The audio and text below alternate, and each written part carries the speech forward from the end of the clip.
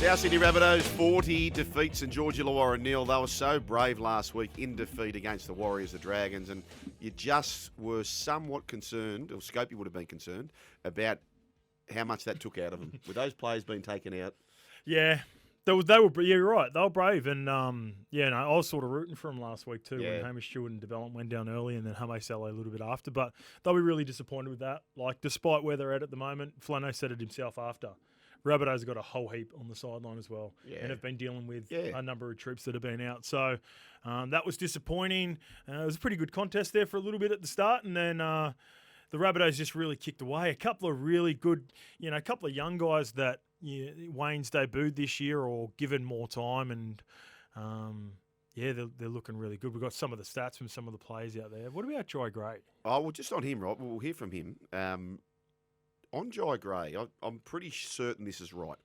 I've done some maths. So he's played 18 games. South have won 9, lost 9, which is not bad. Pretty good. So if that strike rate's pretty much going to get into the finals. I don't believe they've won a game without him.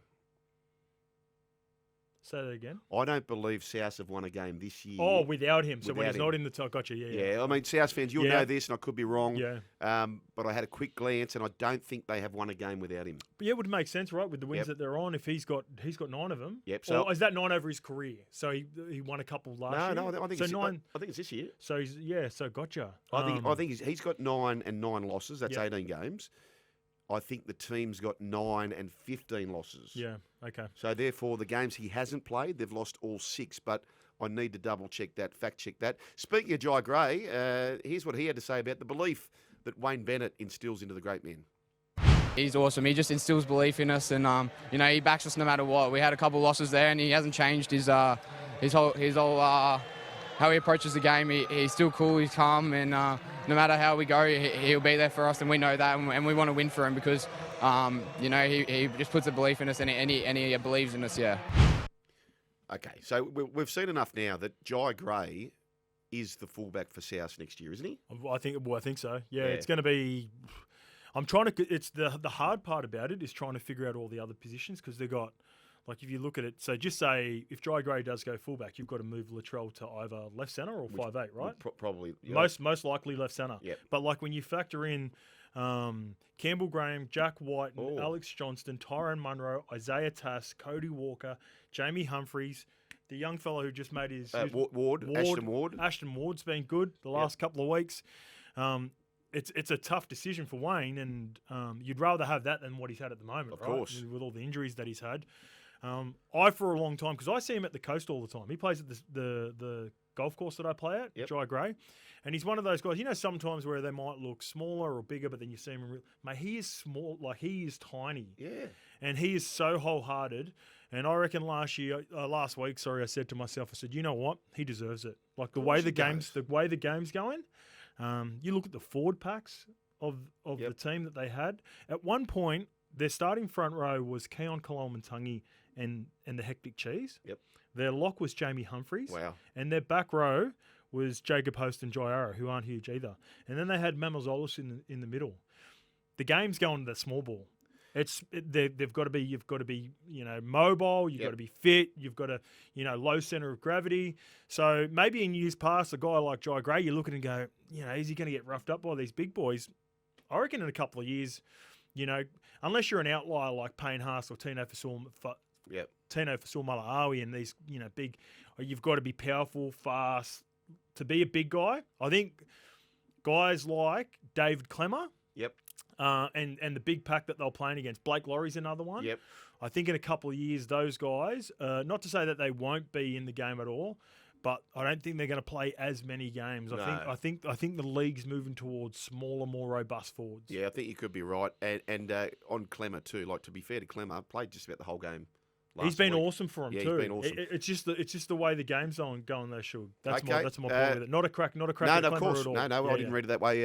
Shout out to a few shout outs before we go to the break. Cody Walker comes off the bench, has a hand in everything, earns himself an early mark. Terrific. Alex Johnson gets the one try. Tallis Duncan, good player, not really helping AJ's cause, I don't think. But he had a line break, 3 line break assists, a try assist, and 3 tackle busts. He's going terrific. Ashton Ward, this is like when I saw this kid, I'm thinking, how can you handle first grade? But a lot of comparisons have been made to Luke Keary, young Luke Keary. So good on him. Good on Jye Gray. Just on Jye Gray as well. We know he can make the try savers as well. So well done to what they're achieving there. Tallis Duncan's the other one too, Shug, just before we move off. Like, he's playing in the centres at the moment. Most likely he's a better edge back role, but that's another headache. Yeah, it is. That's exactly right on that list you have before. Azza from DY says, boys, I've heard that Tallis Duncan has a try with the New York Jets for quarterback. Look, it was forward. Yeah. But no one wanted to mention it, did they? No. Well, look, I guess everyone's so keen to see AJ that, I don't know. Like, I was almost going to say, do we give it a pass? No, you don't. You've got to call it, right? You've got to call it. You've got to call it. If it's forward, it's forward, even if it's AJ. And saying that, Tallis Duncan, whoever's playing left centre, they're the ones that are going to be the beneficiaries in the next couple of games, because the right wingers refuse to let AJ score. It has to be like a forward pass to get him the ball, because I watched who was on there. It was a Corey Allen. Yep. And Corey Allen, every time they got near the line, it was like man on defence, like touch. You know, where it's touch, where a dummy half gets out and they're in behind the goal line. It's like Corey Allen's just shadowing Alex Johnson. Do you reckon that they do not want to be that person? You don't want to be that person. You don't want to be in that clip for I the don't rest of think your so. life. Nah, because they're going to. How often are they going to re-show that? That's right. The record-breaking try. So look out for that next or in a couple of weeks. Marky Mark, who is it? Rabbitohs? Yep. Bobby Toyer. Could be some jam in and around him. That's in a couple of weeks. Hyundai's Game On event has kicked off. Thursday night review thanks to Loopium. One app for all your pool care needs. That's Loopium. Well, what happened with the Dragons? Well, I kind of think that, it's such a hard gig this late in the year, particularly when you've been in New Zealand, you put up the fight of your life. I think, Scope, it's hard to coach at this time of the year, is it not? Oh. For those teams out of the reckoning. No, well, they still had the slightest of chances. No, I think if you go, but I'm looking at on the other side as well there, Shug, with Rabbitohs, and I know they're potentially still trying to fight to avoid the spoon, but they're in similar positions. Even Flano himself, he basically said there's no excuses for that last night. Here's what he said. But here's what you've only got to be off in this competition, and this is why. For a lot of us, this has been one of the most entertaining competitions we've had in a long time. We still can't, at this point, even I can't. There might be other people who have more clarity around who's going to be the winner. I've still got maybe 5 or 6 teams I think can really shake this up. I'm not as locked in as people are in the Melbourne Storm and Penrith Panthers. Really? I'm not as locked in that. Then you look at the positions that have been really competitive through the middle part and even the teams down the bottom.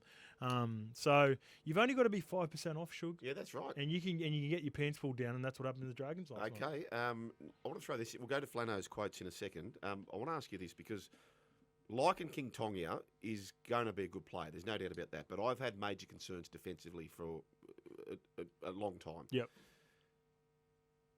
We showed some, and it's hard in the wet, right? But Gutho was burnt by Munro. Yep. With the season gone officially now for the Dragons, would you trial Kyle with Gutho at 6? No, I think like in King-Tongia, Flano has to find a way in the off season and in these last couple of games to change his mindset around defence. Because I reckon offensively, he's their most potent weapon. Yep. Now, because he leaks points defensively, you can't have that. So if he doesn't fix that in the off-season, if he doesn't fix that in those 3 games, they've got Atkinson coming over.